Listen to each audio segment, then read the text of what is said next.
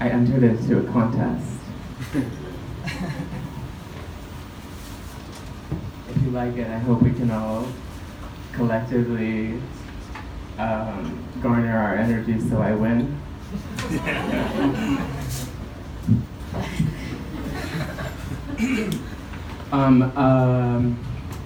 Just a few days ago, the Felix Gonzalez Torres exhibition closed at David Zwirner. I'm sure maybe some of you did get a chance to go see it.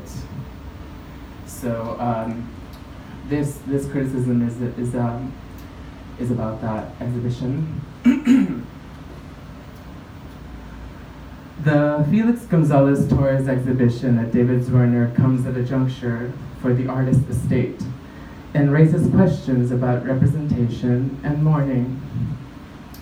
Recently, another art critic accused the gallery of virtually erasing all his associations to HIV/AIDS with their use of abstract, apolitical language in describing the artist's work, thus making the exhibition more palatable for general audiences. For the queer community, Gonzalez Torres represents the emplacement of HIV/AIDS in art history. For those unfamiliar with his work, his art is simple, beautiful, and readily appreciated without politics.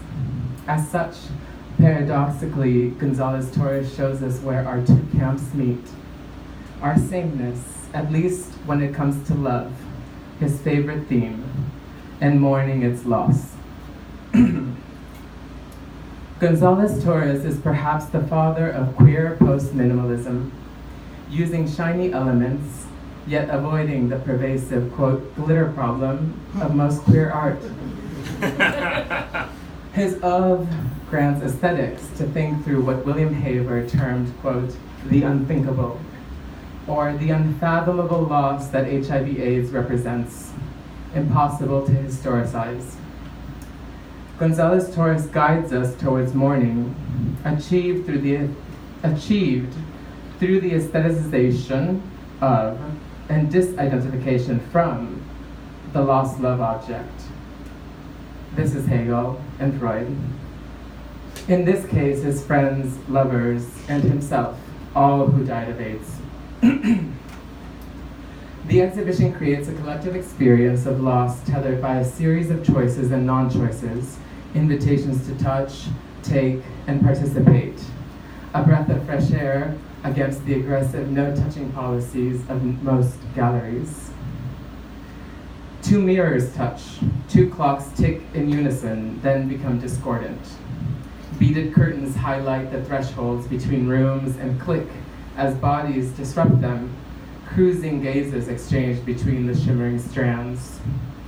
Two rooms painted celestial blue enclose a gentle emptiness, and matching curtains sway and soften the jagged pointiness of the outside world.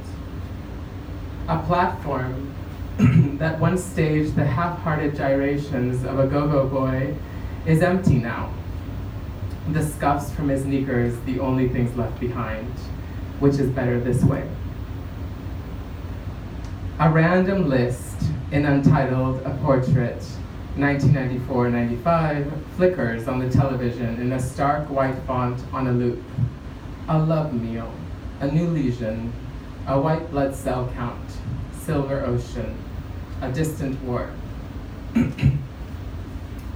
After Stonewall, the visibility of queer bodies, marching in the street, dancing in the club, or fucking in the bedroom has been crucial to our survival. But the work of Gonzalez Torres reveals urgently that this rigid notion of representation need not be, that opposing strategies can be just as, if not more, useful. In Gonzalez Torres' work, our bodies are invisible, but it is through this invisibility that we are radically present. Opposing the oft-times thorny nature of installing conceptual art post-mortem, Gonzalez Torres' instructions for the installation of his work allow for edits and alterations, as in Untitled Portrait of the Magoons, 1993. Dimensions are variable, and the shifts made do not affect the overall message. This malleability allows the work to resonate differently in each space inhabited, with specificity each time, across history and beyond historical parameters.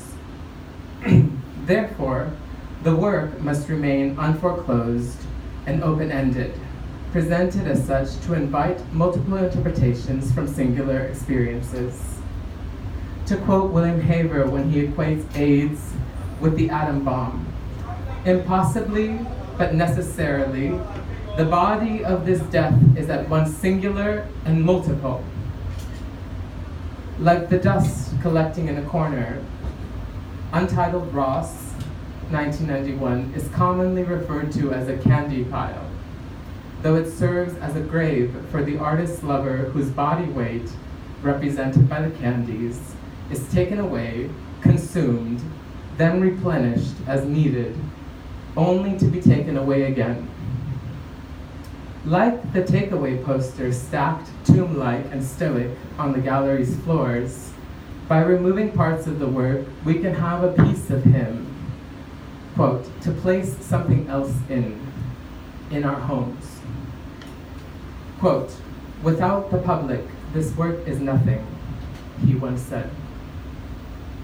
About the year this work was made, 1991, at the height of the AIDS epidemic, he replied in an interview about disappearance, quote, I was very lost.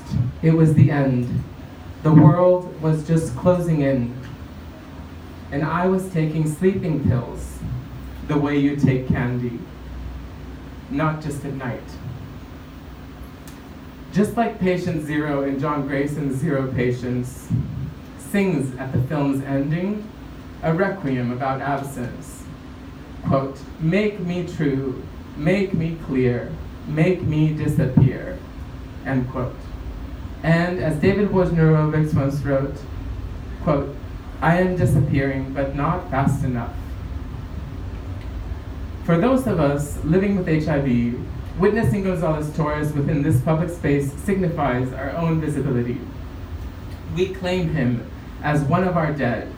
We feel we must honor and protect his legacy and do things as he wished. However, it is inapt to insist upon the work to do something for us the way we want it to do for us what we think is right, or to represent us in our struggle. To borrow from Arundhati Roy, quote, how to tell a shattered story? By slowly becoming everybody. No, by slowly becoming everything.